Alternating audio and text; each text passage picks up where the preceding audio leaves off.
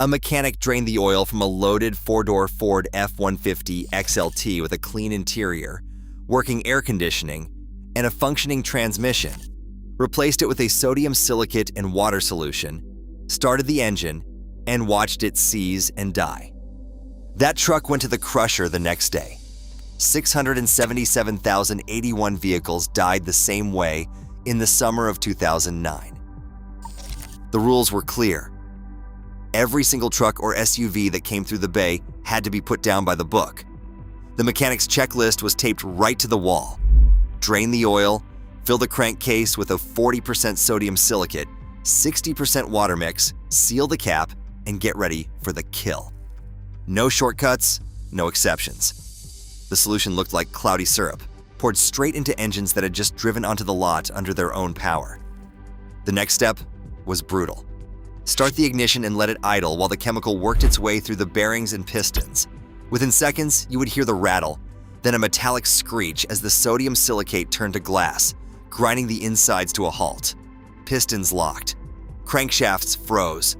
Sometimes you could smell burning metal before the engine gave its final cough. That was the signal. This truck would never run again. Dealers were required to keep proof.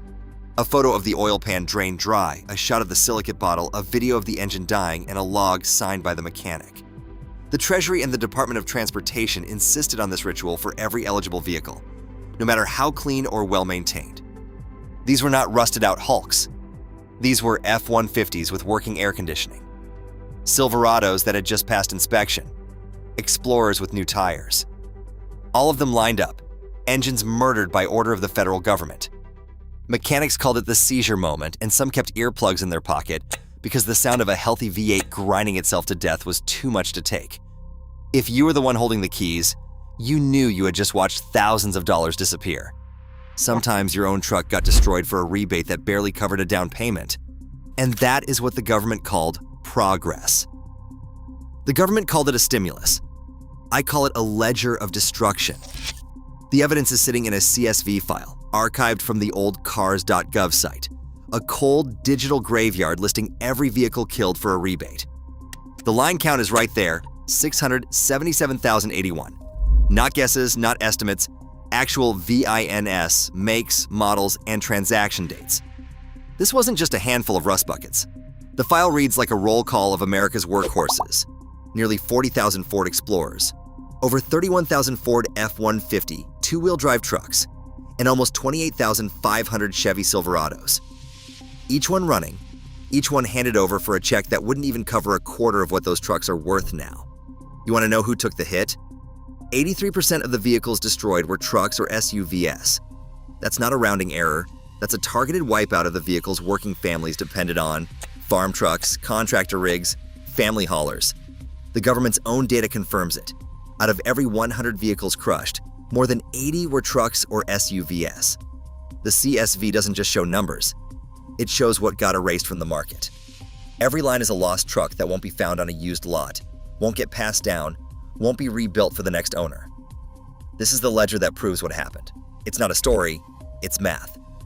677,081 working vehicles gone by order of Washington, and every one of those lines is a piece of value stripped from the people who needed those trucks most. $3 billion. That is the price Congress put on the table for cash for clunkers. But the government did not buy 677,000 new cars. They bought a statistical illusion. Here's the number that ought to make every taxpayer furious. Edmunds, the auto research site, ran the numbers and found that out of all those trade-ins, only about 125,000 actually resulted in a new car sale that would not have happened without the program. The rest were people who were going to buy anyway, just grabbing the rebate. So when you divide the $3 billion spent by those 125,000 incremental sales, you get $24,000 per extra car sold. Let that sink in. The average cash for clunkers rebate was $3,500 to $4,500. But the real cost to the public for each new sale the program actually created was $24,000. That is 6 times the sticker on the rebate check. For every single Silverado or F-150 that got sent to the crusher, the government could have just written a $24,000 check to the buyer and still broken even. Instead, they destroyed working trucks and paid a premium for the privilege. This is not just bad math. It is a transfer of wealth straight out of the pockets of working Americans, folks who depended on those trucks for their jobs, into the hands of automakers and dealers who did not need the help. The numbers do not lie. $3 billion spent, 125,000 true new sales, $24,000 per sale. That is not stimulus. That is daylight robbery with a federal seal. The fallout hit immediately. July 2009 saw used truck prices jump by double digits. Bureau of Labor Statistics data shows a spike in the Consumer Price Index for used vehicles that month, the sharpest in years. That was not just Wall Street noise. It was the sound of 677,000 trucks and SUVs disappearing overnight from every auction, every used lot, every classified ad. If you were shopping for a work truck in August, you paid more, sometimes a lot more, because the government had yanked the supply out from under you. Dealers and mechanics felt it too. The salvage yards, usually stacked with F-150s and Silverados ready to be picked for parts, started running dry. One yard manager in Ohio said, "We used to get a steady stream of good engines, now nothing but scrap." The numbers back him up. Around 449,000 usable engine blocks never made it to the salvage market. Gone, not recycled, not rebuilt, just wasted. That is $1 billion worth of parts erased by order of Washington. It did not stop there. The average age of vehicles on American roads started climbing. In 2009, the national fleet averaged about 10 years old. Today, it is pushing 13. That is not just because people are keeping cars longer. It is because the pipeline of reliable, affordable used trucks got cut off at the knees. If you were a contractor, a delivery driver, or a family needing a second vehicle, your options shrank and your costs went up. The government's own data shows it. The price spike in 2009 never really reversed. The damage was permanent. Mechanics could not find blocks to rebuild. Working people could not find trucks they could afford, all because of a policy that destroyed value and called it progress. Not every truck got the death sentence. Around 11,000 eligible pickups and SUVs slipped through the cracks, never traded in, never dosed with sodium silicate, never crushed. That is not a rumor. It is what you find when you compare the full cars.gov list of destroyed VIN numbers to current registration data. These survivors are more than a statistic. They are proof that holding onto your rig was the smartest financial move you could make. Take a 1999 Ford F-150 with the 7.3 Power Stroke diesel. The government offered $4,500 to kill it in 2009. Today, that same truck can fetch $18,000 to $22,000 on the open market, sometimes more if it is clean and unmodified.